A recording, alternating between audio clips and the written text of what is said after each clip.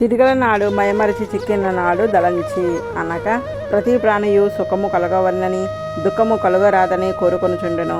సుఖమునకు సాధనము పుణ్యము అని, దుఃఖమునకు సాధనము పాపము అని కూడా ఎరుంగును. కానీ సుఖమును కలిగించు పుణ్యమును చేయడు, కోరి మానివేయును. దుఃఖమును కలిగించు పాపకార్యములను కోరి కోరి చేయుచుండెను. ఏమి వింత! భగవానుడు మనకు శరీరేంద్రియములను ఇచ్చి వాటిని ఎట్లు ఉపయోగించి ప్రవర్తించి సుఖింపవలనో శాస్త్రములలో చెప్పినాడు. ఎట్లు ప్రవర్తింపరాదో చెప్పినాడు. ఇది చేయవలను, ఇది చేయరాదు అని చెప్పునదే శాస్త్రము. అది భగవద్ ఆజ్ఞారూపము. భగవదాజ్ఞను అనుసరించి చేయవలసిన దాన్ని చేసి చేయకూడని వాణ్ణి మాన్నచో దాన్ని పుణ్యము అందురు. చేయకూడని వాణ్ణి చేసి చేయదగిన వాణ్ణి మానిచో దాన్ని పాపము అందురు. భగవదాజ్ఞను అనుసరించి ప్రవర్తించుట పుణ్యము, భగవదాజ్ఞను మీరి ప్రవర్తించుట పాపము. పుణ్యపాపములు భగవదాజ్ఞా పాలనమునకు అతిక్రమణము అని ఎరుంగవలెను. ఆజ్ఞలను అనుసరించినచో శాసించిన ప్రభువు వానికి మేలు కలిగించును, ధిక్కరించినచో శిక్షించును. జన్మాంతరంలోని సుకృతముచే ఈ జన్మలో ధనము లభించును. పుణ్యపాపములు భగవదాజ్ఞా పాలనమునకు అతిక్రమణము అని ఎరుంగవలెను. ఆజ్ఞలను అనుసరించినచో శాసించిన ప్రభువు వానికి మేలును కలిగించును, ధిక్కరించినచో శిక్షించును. జన్మాంతరంలోని సుకృతముచే ఈ జన్మలో ధనము లభించును. ఇవి మనము సంపాదించుకొనవలను అనగా వచ్చినవి కావు. అవి మనకు ఉన్ననాడు ఇచ్చినవాడు ఒకడు ఉన్నాడని మరచి వాని ఆజ్ఞలను మీరి ఒడులు మరచి ప్రవర్తింతుము. కొంతకాలమునకు ధనము లేకుండా పోవును, హీనస్థితిని పొందుదుము. ఆనాడు మనకు భగవదాజ్ఞ గుర్తుకు వచ్చును. అయ్యో స్వామి, ఈ పుణ్యకారము చేసిన సుఖింతునని చెప్పిన నాడు కానీ నేను చేయలేకపోతేనే ఎంత తప్పు చేసి తిని అని వ్యధ పొందుదురు. కానీ ఇప్పుడు ఏమి లాభము? ధనము ఉన్న నాడే ధర్మము చేయవలెను, దానము చేయవలెను. అప్పుడు ఒడులు మరిచి అంతా తానే అని, అంతా తనదే అని, తన కొరకే అని ప్రవర్తించును. ఇప్పుడు చేయుటకు అవకాశము లేదు. కావున మానవుడు ఉన్ననాడు ఒడిలెరిగి భగవదాజ్ఞారూపములకు సత్కార్యములను ఆచరింపవలెను. తరువాత విచారించుడిచే ప్రయోజనము లేదు. ఇంటికి నిప్పు అంటుకున్న తర్వాత ఆర్పుటకు నీరు కావలను. నూయి త్రవ్వుటకు ఆరంభించుట అవివేకము కదా. దాహం వేసినప్పుడు నీరు కావలను అని అనిపించును, కానీ నీరు లభింపదు. ముందే ఆలోచించి ఒకనాడు దాహము వేయునని ముందే నీటి వనరులను కల్పించుకొనవలెను. ధనము ఉన్ననాడు, శక్తి ఉన్ననాడు పుణ్యకార్యములు చేయక తర్వాత బాధపడుట ఇట్లు అంటుకొనిన తర్వాత నూయి త్రవించు వంటి ప్రయత్నము వంటిదే. దాహము వేసినప్పుడు భావి కొరకు యత్నించుటే అగును. కావున దయాజలది దాశరథి, నాకు శక్తి ఉండగానే నీ ఆజ్ఞారూపములు అయిన పుణ్యకార్యములు ఆచరించుచున్నట్లు అనుగ్రహింపుము. జీవనమిక బంకమున జీక్కిన మీనొ చలింపకెంతయుం దాపున నిల్చి జీవనమెత దయుగోరు విదంబు చొప్పడం దావలమైన గాని గురిదప్పని వాడు తరించువాడయా. తామక భక్తి యోగమున దశరథి కరుణాపయోనిధి.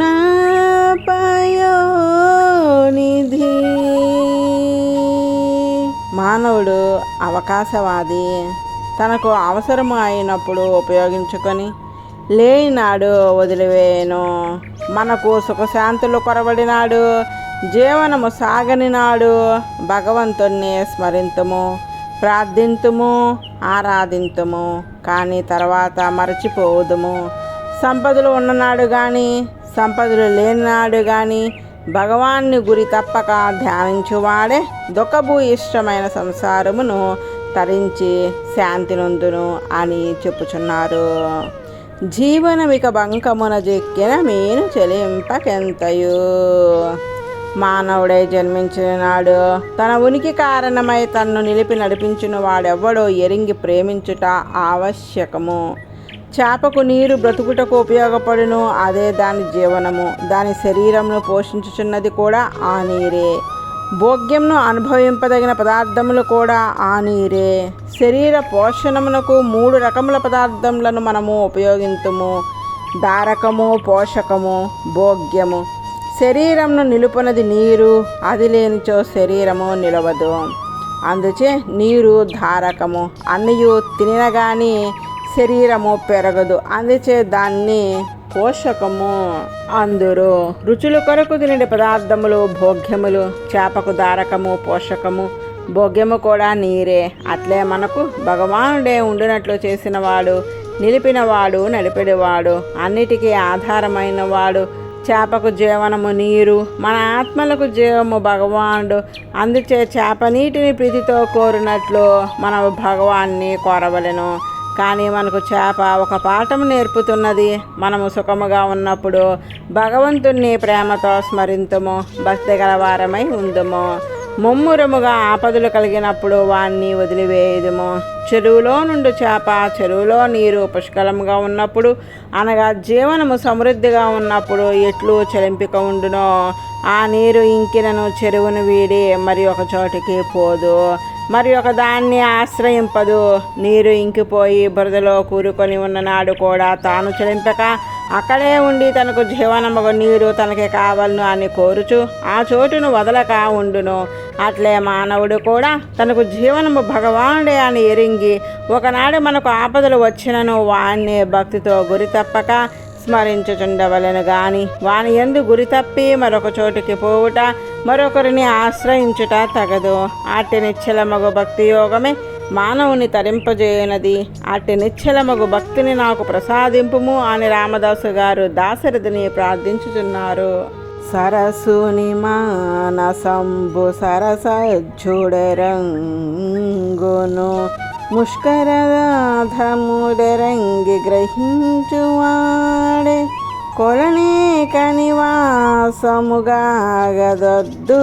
బరయగ నేర్చునేట్లు వికచాబ్జమరందర సైక సౌరభో కరము మిలిందమెందుక్రియ దాశరథి కరుణాపయోనిధి.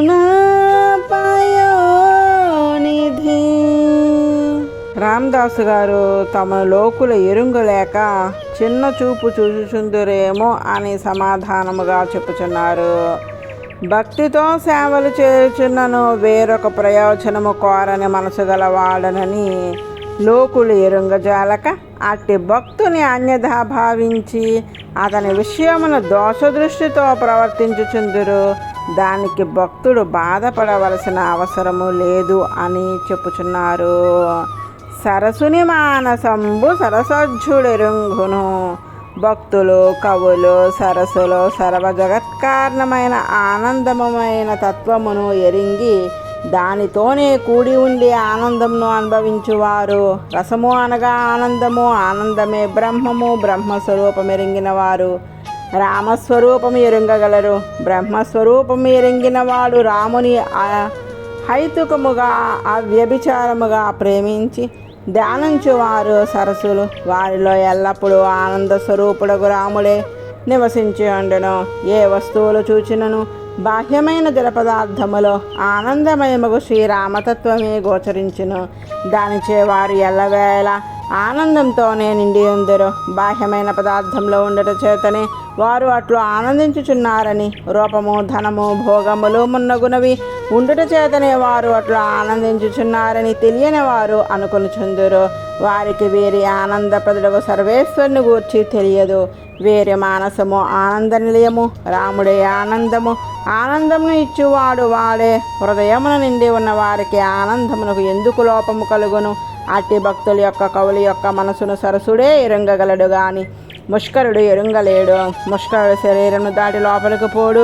వాడికి ఎంతసేపు బాహ్య విషయమునందే సుఖము అంతరము ఎరుంగడు. సరస్సులను భక్తులను కవులను చూచువాడు అర్థము చేసుకొనలేడు.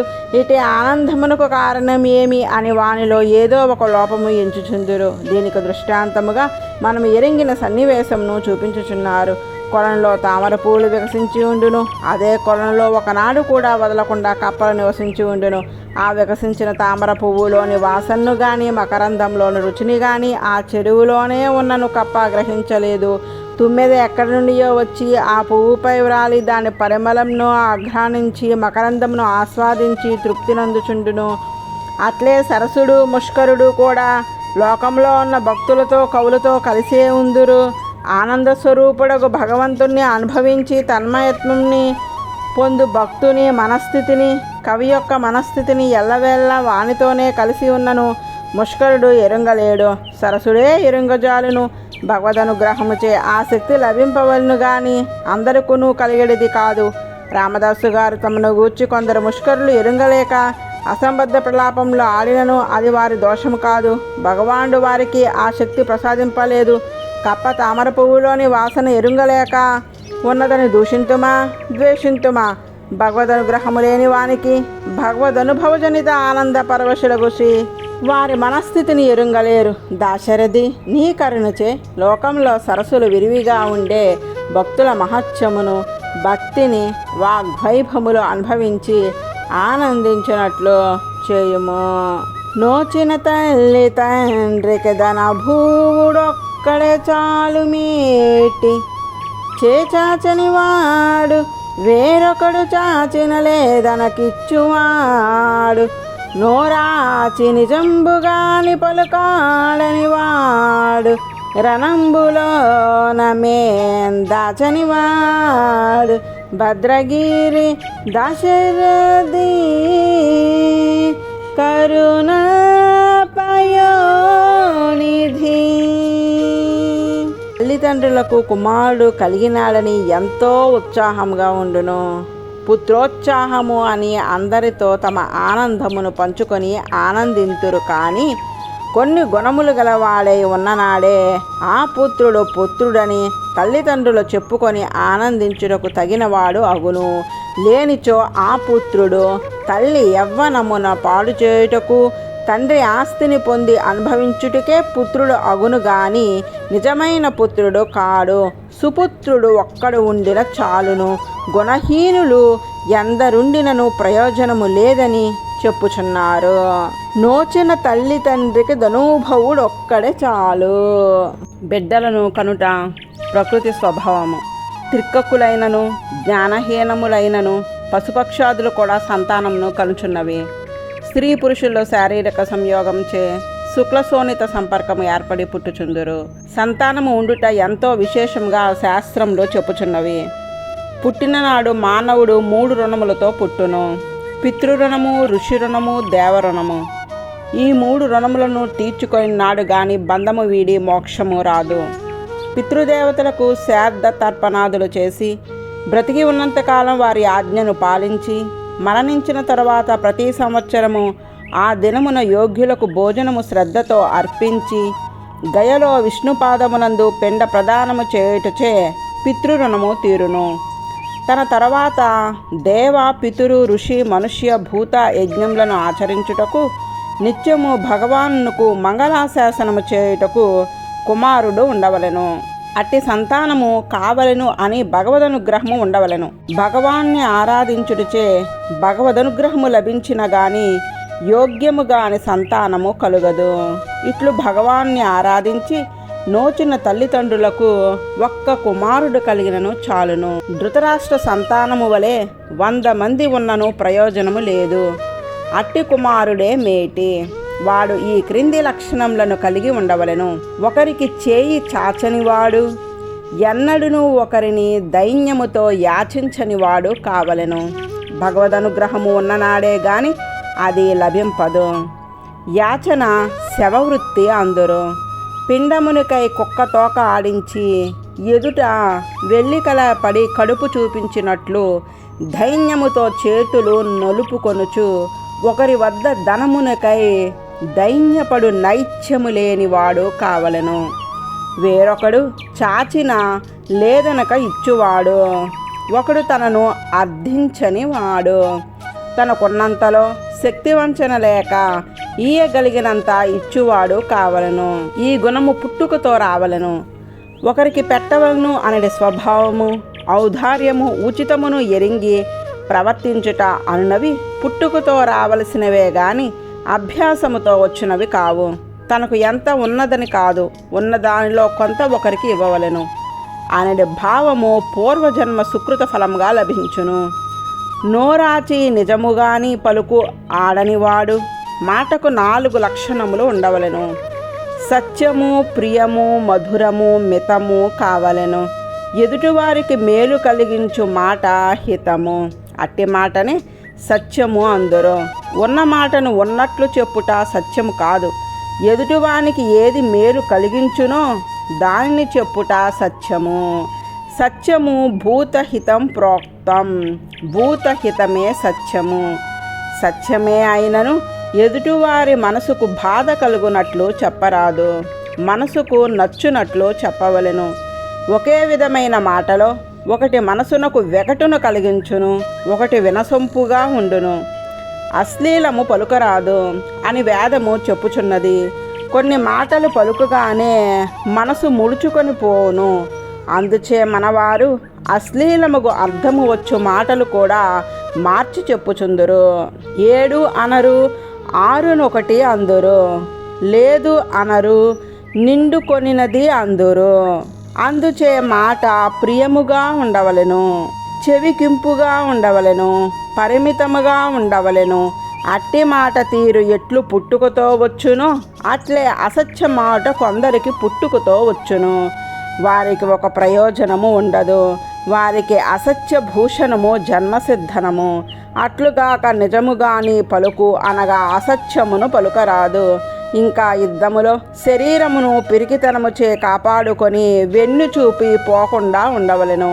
ధర్మరక్షణమునకై నియమితులైన రక్షకులు ఒకరిని ఎదిరించి అయినను ధర్మమును రక్షింపవలెను. ఇట్టి లక్షణములు గల కుమారుడే కుమారుడు. అట్టివాడు ఒక్కడున్నను చాలును. దయాజలది అట్టి వారిని పొంది సుఖించు. భాగ్యమును లోకమునకు కలిగించుము. శ్రీయుత జానకీ రమణ చిన్మయ రూప రమేశ్వరామ నారాయణ పాహి పాహి అని ప్రస్తుతించేసి నామనంభునంబాయక కిల్బిషవ్రజ విపాటనమందంగజేసి సత్కలాధాయి ఫలంబునాకీయవే దశరథి కరుణాపయోనిధి.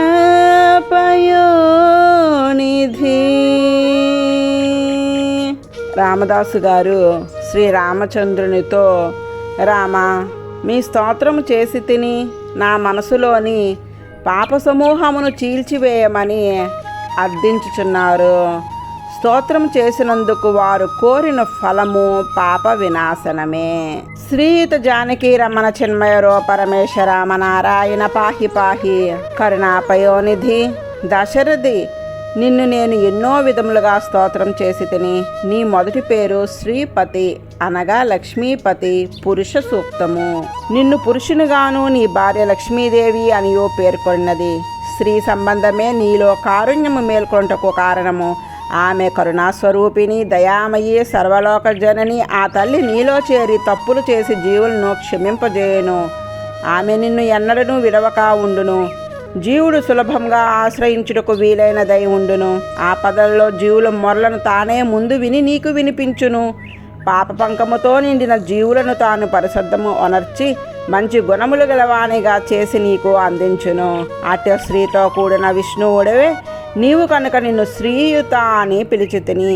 సీత శ్రీరివరూపిణి, రూపుదాల్చిన శ్రీదేవియే సీతాయని వాల్మీకి చెప్పినట్లు ఆమెయే జానకి అయ్యి అవతరించి నిన్ను ఆనందింపజేయుటకు నీతో చేరినది. అందుచే నిన్ను జానకీ రమణ అని స్తుతించి తిని. సీతా కళ్యాణం అయిన తర్వాత రాముని సీతాపతి జానకి వల్లభ అని సంబోధించుటే అతనికి ప్రియమై ఉండును. జానకి ప్రాణనాథుడగు రాముడు సాక్షాత్తు జ్ఞానానంద స్వరూపుడగు పరబ్రహ్మమే. అతడు తనంత తానుగా సాధు పరిత్రాణమునికై ఈ లోకంలో తన స్వభావమును వేడక శుద్ధ సత్వమయమగు చెన్మయమగు తన ప్రకృతిని మనుష్యులతో సమానమగు రూపము గల దాన్ని మార్చుకొని జన్మించును. తల్లి గర్భవాసంలో 12 నెలలు ఉండి పుట్టిన మనుషుల్లో సమానమగు రూపముతో ఉన్నను జన్మమయమే, జ్ఞాన ప్రధానమే, మరొకరికి ఆధీనము కాకుండా తనంత తాను ప్రకాశించుచున్నదే. అందుచే నిన్ను చిన్మయ రూప అని స్తుతించి తిని. వశిష్ఠుడు ముందు రామ అని నామమును ఉంచెను. ఈ నామము సార్థకము. వేద ప్రతిపద్యమైన సకల జగత్కారణమైన రసస్వరూపుడగు నారాయణుడవే నీవు, అందుకే నీకు రామా అని పేరు ఉంచినాడు. రమ్మన ధాతువునకు ఆనందించుట అని అర్థము. రామ అను శబ్దమునకు ఆనందము కలవాడు, ఆనందము ఒసుంగువాడు, ఆనంద స్వరూపుడు అని అర్థము. సకల లోకములు రాముని అనుకూలుగానే చూద్దురు, కావున అతడు ఆనంద స్వరూపుడు. ఇది నాకు అనుకూలమైన జ్ఞానమునికే ఆనందము అని పేరు. లోకులందరూ రామునికి అనుకూలురే, అతని దృష్టిలో ప్రతికూలురు లేరు. ఆశ్రితులు విరోధులను తొలగించును, కానీ తనకు విరోధులు ఎవ్వరునూ లేనివాడు, అందుచే ఆనందము కలవాడు. లోకులు రామపాలనలో రామున్నే చూచుచు ఒకరినొకరు శత్రువులుగా భావించక హింసింపకుండిరట. అందుచే అందరకు అన్యోన్యమును అనుకూల్యమును ప్రసాదించువాడు రాముడు. అందుచే రామ అని నిన్ను ప్రస్తుతించెదను. దశరథనందనుడిగా రామ అనే పేరుతో మనుష్యుల వలె కనపడుచున్నావు, కానీ నీవు నారాయణుడవే. సమస్త జీవరాశికి అంతర్యామివై ఉండి నియమించువాడవు నీవు. సమస్త జీవరాశిని నీ సంకల్పము చే నిలుపవాడవు నీవు. అంతఃబహిశ్చత్త సర్వం వ్యాప్య నారాయణ స్థిత అని ఉపనిషత్తు పేర్కొన్న నారాయణుడవు నీవే. అందరిలో ఉండుటచే సులభుడవు, అందరినీ నిలిపెడివాడవుటచే పరుడవు. ఇట్లా సులభుడవై ఉండు నారాయణుడవు నీవు కనుక నిన్ను నారాయణ అని కీర్తించి తిని. పాహి పాహి రక్షింపుము రక్షింపుము అని ప్రార్థించుచున్నాను. నా ఆత్మకు విరోధులై నాతో చేరియుండు అహంకార మమకారములను తొలగించి నా మనసులో నీవే ఆత్మవని, నీకు నేను శరీరభూతుడునని, నీవు నా స్వామివని, నీకు నేను దాసుడుని అని ఎరింగింపజేయము. అహంకార మమకారములు అనే దోషములు అంటుట చేతనే నా మనసు నీకంటే వేరుగా ఉండగలిగినట్లు, నేను స్వతంత్రుడై ఉన్నట్లు చేయుచున్నది. ఆ పాపరాశి పటాపంచులు అయినచో నా ఆత్మ ఉన్నంతకాలము నీతో చేరియుండి దాని ధర్మము అయిన సర్వత్రా వ్యాపించడి. జ్ఞాన కళ అనగా చిత్కళ అనగా ధర్మభూత జ్ఞానము సంకోచము లేనిదై వికసించును. అన్నిటినీ నీ శరీరముగా, అన్నిటికీ నీవు ఆత్మగా, నేను నీకు శరీరముగా, నీవు నాకు ఆత్మగా భాషించున్నట్లు చేయుము. అట్టి కథలను నాకు వసుంగము, అదే నాకు ఫలము. ఇంతకాలము నా స్వరూపము మరుగుపడి ఉన్నది. అజ్ఞానము ఆవరించి నేను స్వతంత్రును అని, నేను నా కొరకు అని అనిపించుచున్నది. నీవు అనుగ్రహించినచో ప్రతిబంధక పాపరాశి తొలగి నా స్వరూపము నాకు భాషించి నేను నీ అంశభూతుడును అనుభవము కలుగును. స్వరూప జ్ఞానము కలుగుటయే నాకు నీవు అనుగ్రహింపవలసిన ఫలము.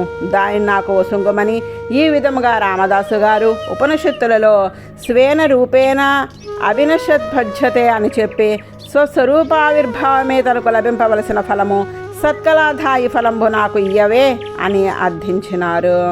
ఎంతటి పుణ్యమో శబరి అంగిలిగొంటివి వింతగాదే, నీమంతనమెట్టిదో యుడతమైనికరా ఘనకాంకురంభులన్ సంతసమందజేసితివి. సత్కల జన్మమదేమి లెక్క వేదాంతముగాదే నీ మహిమా. దశరథి కరుణాపయోనిధి. భగవన్ మహిమ ఎరుంగటకు శక్యమో కానిది. అది లభించుటకు వేరొక యోగ్యత అక్కరలేదు. భగవదనుగ్రహమే భగవన్ మహిమ మనపై ప్రసరించినట్లు చేసి మనసు పరిశుద్ధము చేయును. కులము, తపస్సు, యజ్ఞము, దానము మొదలైనవి ఏవియు భగవత్ ప్రాప్తికే సాధనము గావు.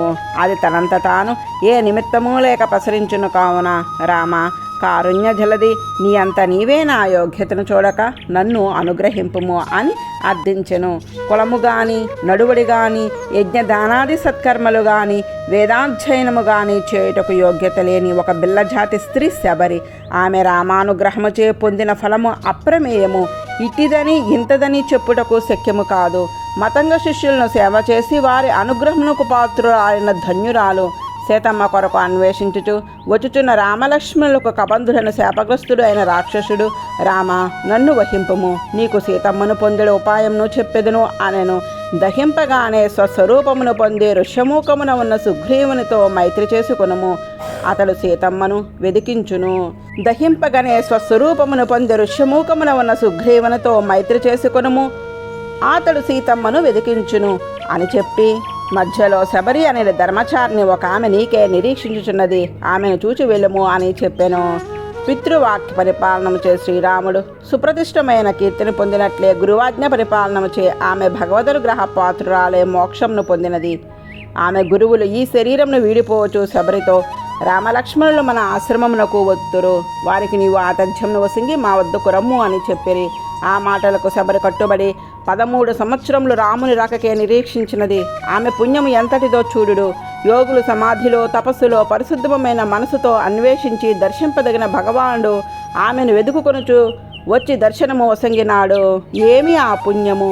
భగవాన్ను కూడా వశపరచుకొనగలిగిన శుశ్రూషా నియమమును ఇది ఒకటి చాలు. రామలక్ష్మణులు వచ్చిరి. మొదసలి శబరి వారికి వారి గురువుల వైభవమును చూపినది.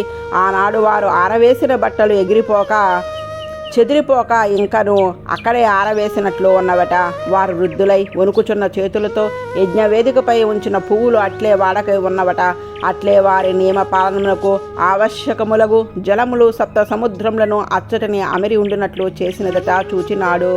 రాముడు ఆమె గురుభక్తికి మెచ్చినాడు. ఆమెకు తన ఎందుగల అవ్యాజమైన ప్రేమకు వశపడినాడు. ఆమె తన కొరకే సేకరించి ఉంచిన ఫలములను ఆమె వసంగగా స్వీకరించినాడు. తీయగా ఉన్నవో లేవో ఆ చెట్ల పండ్లు పులుపు ఉండనేమో అని మగ్గిన పండ్లలో ఒక పండును ముందు తాను రుచి చూచి మిగిలిన వాణ్ణి దాచి ఉంచెడిదట.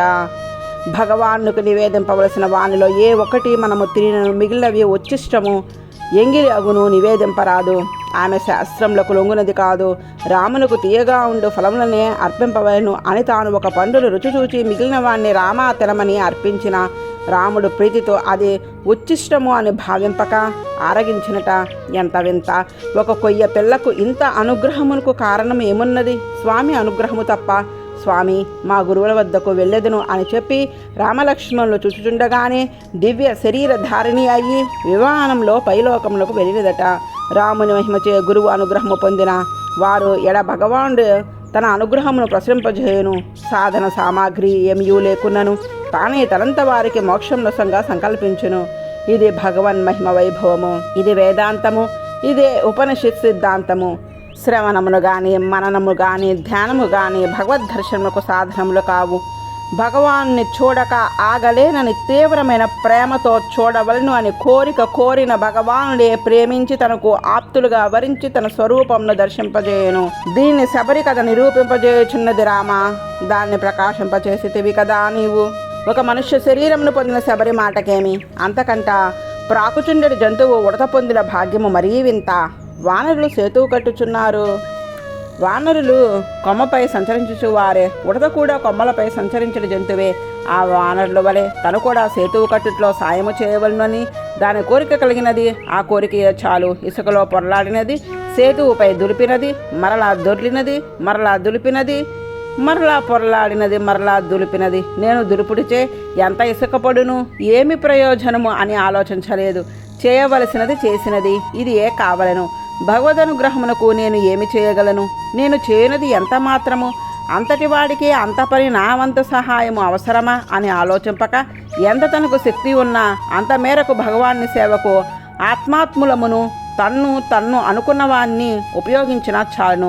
కైంకర్యము చేయవలన కోరికయా చాలును, అనుగ్రహించును. శ్రీరాముడు దూకుచుపడుచున్న ఉడతను పట్టుకొనినాడు. ముద్దుగా ప్రేమతో ఆ ఉడత శరీరంను తన చేతివేళ్ల చివర్లతో తడిమినాడు. కృష్ణావతారంలో కాలేయునిపై తన పాదములను మోపి వారి వంశము వారికందరికీ ఆ గుర్తు ఉండినట్లు చేసినట్లే రామావతారంలో ఉడత జాతికి ఎల్లకాలం యందు ఆ 3000 గీతలు అమరి ఉండునట్లు అనుగ్రహించినాడు. ఆ ఉడత ఎంత పొంగిపోయినదో కదా తండ్రి.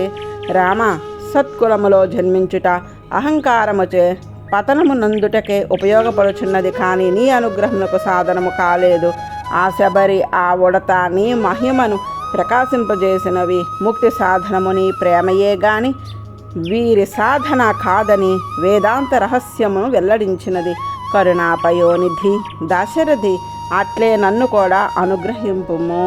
బొంకని వాడే యోగ్యుడరి బృందములెత్తిన చోట జిహ్వకుంజంకని వాడే జోదురభ సంభున సర్దికరంబు సాచనం గొంకని వాడే దాత మిమ్ము గొల్పి భజించిన వాడే పోని రాతంక మనస్కుడెన్నగను అశరది కరుణాపయోనిధి.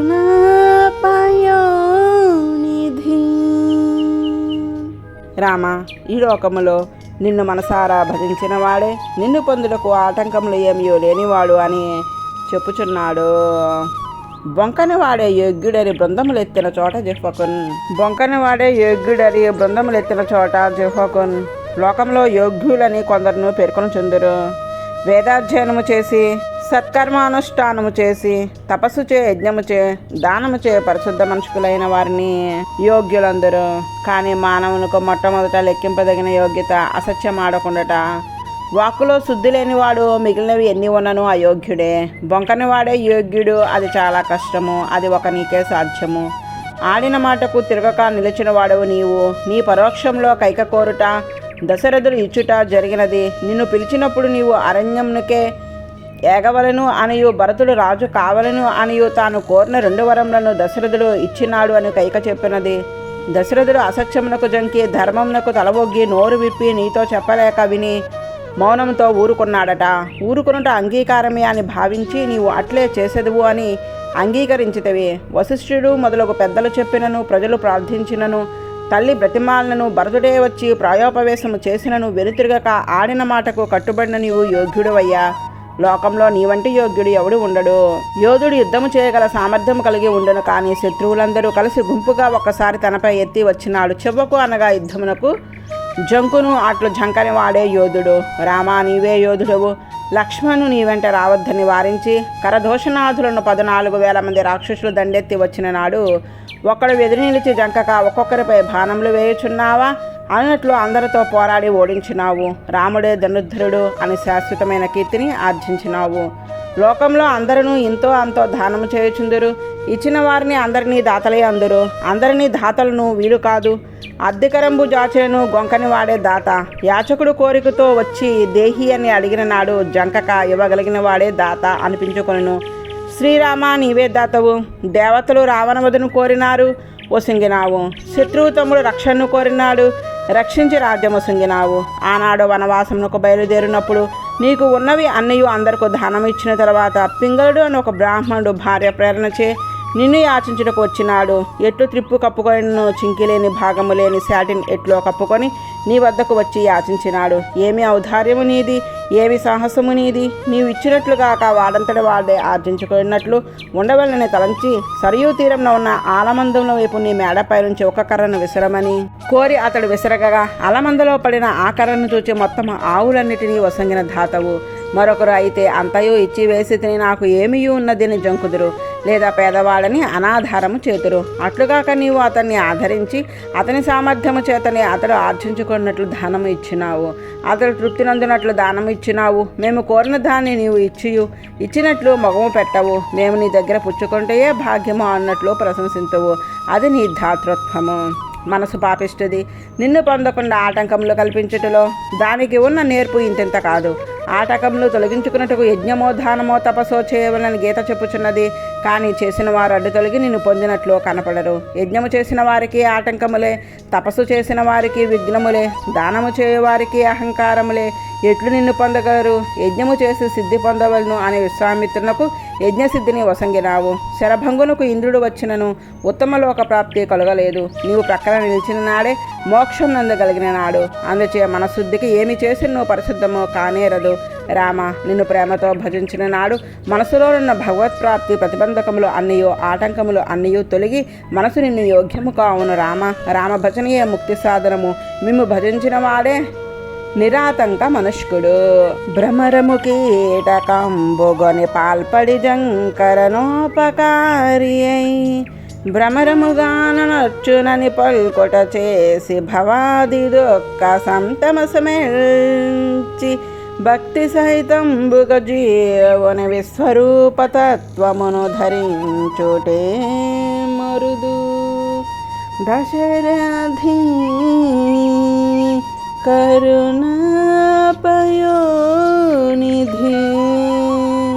కారుణ్యవారనిధి దశరథనందన, ఎవడైనను తనంత తాను స్వస్వరూపమును ఎరింగి నీతో సమానమగు గుణములు గలవాడై సాయుధ్యము నందజాలడు. అది లభించుటకు నీ నామమే నీ రూపమే సాధనము. భ్రమర కీటక న్యాయము దీనికి నిదర్శనము. భ్రమరము కీటకంబుగని పాల్పడి జంకరోనాపకారి అయి తుమ్మిద ఏదో ఒక చిన్న పురుగును తీసుకుని వచ్చి పట్టుపట్టి మీదకు రాలేకుండా నిర్బంధించి ఉంచును.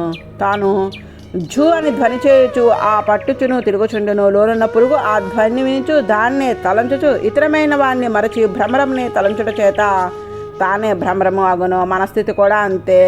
శరీరము అను పట్టులో జీవుడు అనే ఒక పురుగును భగవానుడు పెట్టి మనకు తనతో సమానముగు రూపమును స్వభావమును కలిగించుటకు తన నామమునే సాధనముగా వసుంగును. పట్టులో పురుగునకు తుమ్మెద చేసిన ఉపకారము ఝూంకారమే. ఝూంకారము చేయుటయే ఉపకారము. అట్లే భగవానుడు మనకు తన నామమును వసంగినాడు, అదే ఉపకారము. నీ నామమునే శ్రీరామ అనే వ్రతమనడి ఆ భాగ్యమును కొందరికి కల్పించవు. అన్ని పురుగుల పట్టులలో పెట్టబడవు కదా. వాల్మీకి వంటి ఏ ఉత్కృష్ట జీవులలో భగవదనుగ్రహము చే సతతము రామనామస్మరణ పరాయణులై ఉన్నారు. వారే భవబంధము వీడి సాయుధ్యము నందినారు. అట్లే మనకు కూడా సాయుధ్యము లభింపవలను. రామునితో సమానముగు గుణములు రూపము జీవునకు లభింపవలను అని భ్రమరము పురుగునకు ఝూంకారమును ఉపకరించినట్లు భగవానుడు రామనామమునే సంతతము వినిడి భాగ్యమును కలిగింపవలను. అట్లు వినుటచే పురుగు భ్రమరము అనగా తుమ్మిదగా మారినది. అట్లే మనము కూడా శరీరముతో సంబంధము కలిగి దుఃఖమును అనుభవించుచూ ఉండడి భవము అనగా జన్మ మృత్యు పరంపర తొలగి భక్తి సహితుడై జీవుడు స్వరూపనితో సాధర్మ్యమును పొందును. ఇది పెద్ద వింత కాదు, దుర్లభము కాదు. సంతతము భ్రమర ఝూంకార శ్రవణము చే పురుగు తన రూపమును వీడి భ్రమర రూపమును పొందుట ఎంత సహజము. జీవుడు కూడా ఈ శరీరంలో ఉన్నంతకాలము శ్రీరామనామానుసంధానము చే శ్రీరామ తత్ప్రత కలిగే భవమును వీడి సాయుధ్యమును పొందుట సహజము. అందుచే రామ, ఈ శరీరంలో పురుగును మట్టి పట్టులో పెట్టినట్లు ఈ శరీరమును నీవే సంతతము శ్రీరామనామ శ్రవణ యోగ్యతను కలిగించి నీతో సాధర్మ్యమును అనగా సాయుధ్యమును అనుగ్రహింపము. ఇది నీకేమంత శ్రమ, అసాధ్యము కాదు కదా. సంకల్పించిన చాలును, సంకల్పింపుము. తరుగుల పోచి కాయలగు దత్కు సమంబులు పూజగా భవచ్చరణము సోకి దాసులకు సారములౌ ధనధాన్య రాసులై కరిబట గోటకాంభరనికాయములై విరజానది సముత్తరణమునర్చు చిత్రమిది దశరథి కరుణాపయోనిధి. చెట్లు పూయుచుండును, కాయలుగా మారుచుండును. కొన్ని చెట్లు పూయుచుండును, ఆ పూలు భగవత్ పూజ కుసుమములుగా ఉపయోగపడును. ఈ కాయలు పండు భౌతిక శరీర పోషణమునకు ఉపయోగపడును. మరికొన్ని పూలు మోక్ష సాధనమగును. ఇది ఎంత ఆశ్చర్యము, ఇది నీ లీల.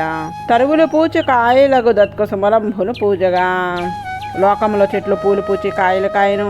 ఆ కాయలు అందరూ తింటకు ఉపయోగపడును. కానీ అంతకంటే విశేషముగా పూలు మనకు ఎంతో ఉపకరించును. ఆ పూలను భగవత్ పూజా కుసుములుగా రామాని పాదములపై కొందరు భక్తితో సమర్పించరు. ఆ పువ్వులు ఆ భక్తులకు విలువైన ధనధాన్య రాశులు అగును. ఏనుగులు, గుర్రములు, భటులు మునగు పరివారంగా వారికి సేవ చేయను. ఆ పువ్వులే విలువల గల వస్త్రముల వలె ధరింపయోగ్యములైనవి అగును. చూడుడు ఈ విచిత్రము. మనము సమర్పించిన పుష్పమే శ్రీరామచరణారవిందములయందు భక్తితో సమర్పించినచో భగవానుడు ప్రీతి చెంది సమర్పించిన వారికి లౌకికములకు సకల భోగ్య భాగ్యములను ప్రసాదించును. అంత మాత్రమే కాదు, ఈ లోకంలో కర్మఫలము అనుభవించే వరకు ఉండి శరీరంను వీడిన తర్వాత అచ్చరాది మార్గంలో విరజానది వరకు జీవుని నడిపించడకు మార్గదర్శకములు అగును.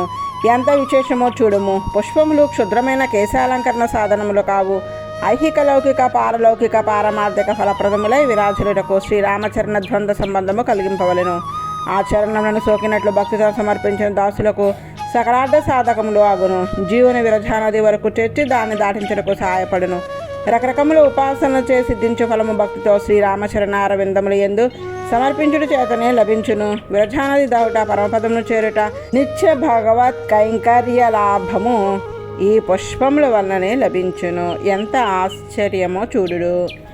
ఏ ఉపాసన చేయనవసరం లేదు. నిత్యము శ్రీరామ పాదార విందముల యందు పుష్పములను అర్పింపుము. ఈ లోకములో సుఖములను అనుభవించి మోక్షంనే పొందుదురు. ఎంత విచిత్రమైన ఉపాయమో చూడు స్వామి రామ, ఎంత దయాశాలివయ్యా. వైకుంఠం నుండి దిగివచ్చిన మనుష్యుడివై జన్మించి మాకు సులభముగా అందుటకు కదలక భద్రాద్రిపై నిలచి నీ పూజ చేయు భాగ్యము లభింపచేసితివి. ఎందుకు నీ పాదముల యందు పుష్పములను సులభముగా అర్పించి మేము ఆ వైకుంఠంను చేరవలననియే కదా. నీకు ఎంతటి కృప ఉన్నదో ఆశ్చర్యము. కలియుగము క్షుద్రులము, అశక్తులము, భగవత్ ప్రాప్తికి తగిన సాధనానుష్ఠానము చేయలేని వారము వైకుంఠమును చేరి మహానంద సంధాయకము అగు నీ కైంకర్యము చేయు యోగ్యత కలిగియూ చేయలేకున్నాము అను జాలిచే నీవే దిగివచ్చి నీ పాదములు మాకు అందించి సులభంగా లభించు పుష్పములను అర్పించి వైకుంఠమనే చేరడి అవకాశంను కలిగించితివా. దశరథి, నీకంటే కరుణాపయోనిధి ఎవ్వడయ్యా, అనుగ్రహింపుము. పఠితి భట్టరార్య గురుపాదములిమ్మయి నోధ్వపుండ్రములు బెట్టితి మంత్రరాజముడు బెట్టిది నయ్యమకింకరాలికిం గట్టితి బొమ్మ మీ చరణ కంజములందు దలంపు బెట్టి పోదట్టిది భాప పుంజములు దాశరథి కరుణాపయోనిధి.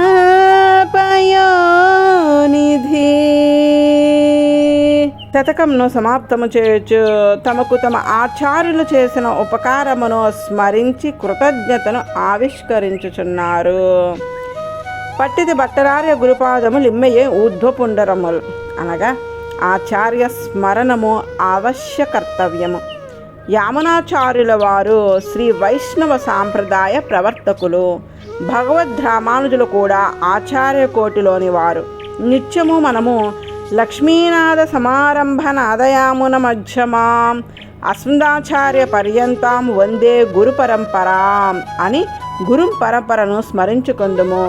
మనకు మంత్రోపదేశం చేయుటకు కావలసిన సంస్కారములను 5 అనుగ్రహించిన ఆచార్యులు తెలుపగా శ్రీయపతియకు శ్రీమన్నారాయణుని వరకు గురు పరంపరను స్మరింపవలను. ఆ మధ్యలోనున్నవారు నాథముని, యామనముని అని ఇద్దరు. యామనముని స్తోత్ర రత్నమును రచించుచు ఆరంభమునందు సమాప్తమునందు కూడా ఆచార్యులకు నాదముని స్మరించినారు. అట్లే రామదాసు గారు కూడా దాశరథి శతకము ప్రారంభమునదు రఘునాథ భట్టరాచార్యులకు అంజలి ఘటించినారు. చివర పట్టితి భట్టరాచార్య గురుపాదములు తమ గురువులకు రఘునాథ భట్టర్ వారిని స్మరించినారు. ఇది వీరి సంప్రదాయ నిష్ట. వీరికి రఘునాథ భట్టర్ వారు ఆచార్యులు. వారి శ్రీపాద సమాశ్రయము చేసి స్వరూప జ్ఞానమును పొందినారు. శ్రీ వైష్ణవ సాంప్రదాయమున తాపము, ఉండ్రము, నామధేయము, మంత్రము, యాగము అను 5 సంస్కారములను ఆచార్యులు అనుగ్రహింతురు. జీవునకు ఆ విద్యచే దేహ సంబంధము, సహజముగా భగవత్ సంబంధము కూడా ఉండును. అజ్ఞానముచే దేహ సంబంధము బాగుగా ప్రకాశించి సహజమైన భగవత్ సంబంధము మరుగున పడును. అప్పుడు ఆచార్యులు వీరి ఆత్మ కంటిన ఆ విద్యా సంపర్కమును తొలగించుటకు సంస్కారములను అనుగ్రహింతురు. మాతాపితురౌ జైత, తల్లిదండ్రులు శరీరంను కందురు, కానీ తానెవడో తనకు తెలియని దశలో ఆచార్యుడు మంత్రోపదేశము చే జ్ఞానమును వసుంగును. ఆత్మ భగవద్ధ్యాసము స్వరూపంగా కలది అని ఎరింగించును. ఇది 2వ జన్మ, శ్రేష్టమైన జన్మ. అంతకుముందు శరీరము పుట్టినది కానీ నేను పుట్టలేదు. ఎప్పుడు ఆత్మకు తాను భగవద్దాసుడినను భావము దృఢముగా నిలుచునో ఆనాడు ఆత్మ పుట్టినట్లే లెక్క.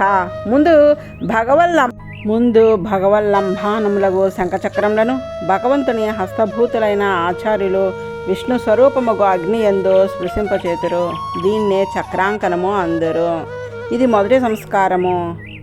ఒండ్రశూన్యమగు లలాటంను చూడరాదు. ఆ పుండ్రములు ఊర్ధ్వముగా ధరింపవలను.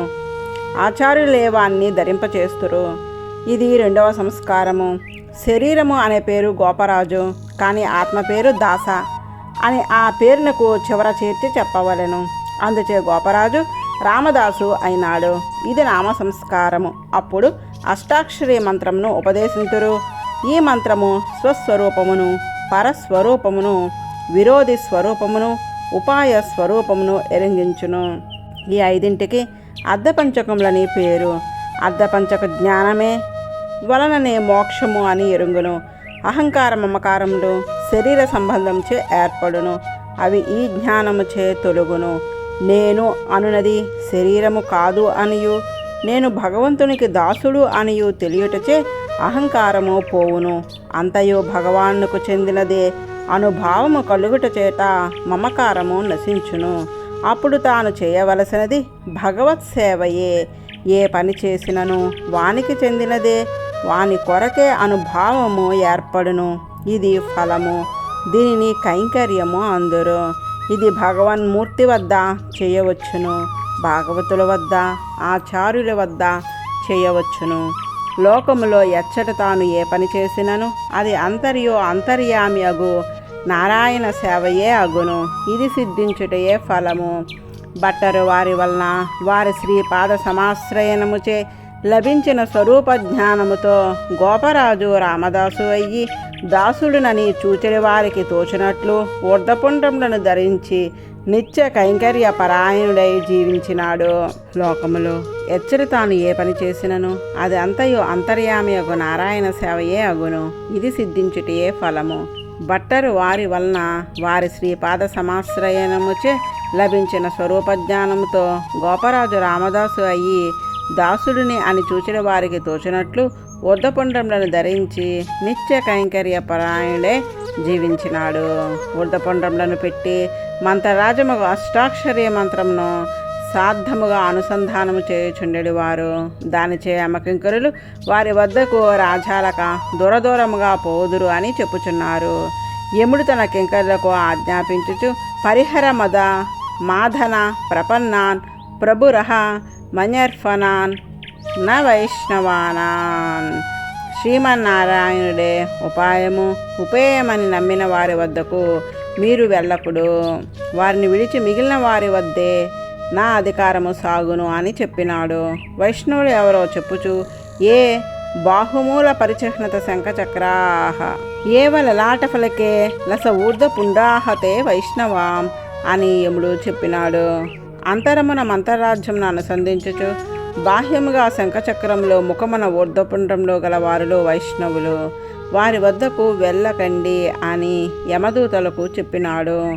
శ్రీమన్నారాయణుడే రాముడై అవతరించి అచ్చామూర్తిగా సర్వకాలములయందు అందరకు ఆరాధ్యుడగు ఉండుటకు భద్రాద్రిపై సీతా సమాలింగితుడై వేంచేసి ఉన్నాడు. ఆ మూర్తిని పెద్దలు ఇట్లు ప్రార్థింతురు. పంపామధ్య స్ఫురనీలతో యదజ్జుతి విగ్రహం సీతయాలింగిత రామం కలయే అభీష్ట సిద్ధయే నీలతో యదమధ్యస్థ విద్యుల్లేకేవ భాస్వర అని ఉపనిషత్తు పేర్కొన్న రూపముతో మద దహరాకాశంన విలయించుచున్న మూర్తి సీతా సమాలింగితమైన మూర్తి శ్రీరామచంద్రస్వామి అయ్యి భద్రాద్రిపై నిలిచినాడు. ఆ రాముని పరమదయానిధి పతితపావన నా హరే అటంచు భజన చేయు మహాత్ముల పాదధూళి నా శిరసున దాల్తూ మీరు అచ్చటకు చేరకుడు అని యముడు తన కింకరులకు ఆనపెట్టినట. అందుచే మన రామదాసు గారి వద్దకు యమకింకరులు వచ్చి ఓడిపోయి వారి బొమ్మను తన మెడలో కట్టుకొని పోయినారట. రామ కరుణాపయోనిధి దశరథి నీ చరణముల యందే నా తలంపులను నిలిపి నా పాపరాశిని పటాపంచలు చేసుకుంటుని. ఇంకా నాకు పాపము వలన కానీ యమకింకరుల వలన కానీ భయము లేదు. ఇది నాకు కలిగిన ఆచార్య సమాశ్రయన ఫలము. రామదాసు గారు తమ అనుష్ఠానమును మనకు తెలియజేసి మనము కూడా అట్లు ప్రవర్తింపచేయునట్లు రచించి అనుగ్రహించిరి. జై శ్రీరామ్. అల్లనలింగ మంత్రి సుతరాత్రిజగోత్రజుడాధిషేఖ కంచర్ల కులోద్భవుండన ప్రసిద్ధుడైనై భవదంకితంబుగా నెల్ల కవులును తెంపరచించితి గోపకవీంద్రుడన్ జగద్వల్లభ నీకు దాసుడను దాశరథి కరుణ పయోనిధి. భగవత్ సంబంధము చే కలిగిన రెండవ జన్మను వివరించి చివరకు దేహ సంబంధము చే కలిగిన కులమును, గోత్రమును, శాఖను పేర్కొనుచున్నారు. రామ, దాశరథి కరుణాపయోనిధి, నా శరీరమును ప్రసాదించిన తండ్రి లింగమంత్రి. గోత్రము ఆత్రేయస గోత్రము. బ్రాహ్మణులలో శుక్ల యజుర్వేద శాఖకు చెందిన వారిని యాజ్ఞవల్క్యులు ప్రథమ శాఖ అందురు. అట్టి ప్రథమ శాఖకు చెందిన వాడను. మా కులము కంచెర్ల కులము. పేరు తల్లిదండ్రులుంచినది ఈ దేహమునకు గోపరాజు. కవిత్వము చెప్పుటచే గోపకవీంద్రుడందురు. నీకే చెందినదిగా, నీవే పలికించినదిగా నీ నామచిహ్నితమై ఉండునట్లు దాశరథి శతకమును రచించి తిని కవులు అందరూ ప్రశంసించిరి. జగన్నాథ, నేను నీ దాసుడను అగుటచే రామదాసుడనైతిని. నాలో వసించి నా నాలుకపై నుండి పలికించి ధన్యతను చేకూర్చిన దయాసముద్రుడవు. నీ దాసుడు నీ కైంకర్యముగా నీ అధీనమై ప్రవర్తించిన వాక్కుతో నిన్ను స్తుతింపగలుగుట నీ అనుగ్రహమే కదా. ధన్యోస్మి, కృతార్థోస్మి. వాచిక కైంకర్యము చేయించుకొని నీవు ఆనందించితివి, అదే నాకు పరమ పురుషార్థము. ఈ విధముగా కంచెర్ల గోపరాజు గారు కవీంద్రుడై రామదాసుడై లోకమున భక్తి పారవశ్యము కలవానినిగా చేయుటకు ఈ శతకమును రచించినారు. దీనిని చదివి మనము ధన్యులము అగునట్లు శ్రీ భద్రాద్రి రామచంద్రుడు అనుగ్రహించుగాక. జై శ్రీరామ్. జై జై శ్రీరామ్.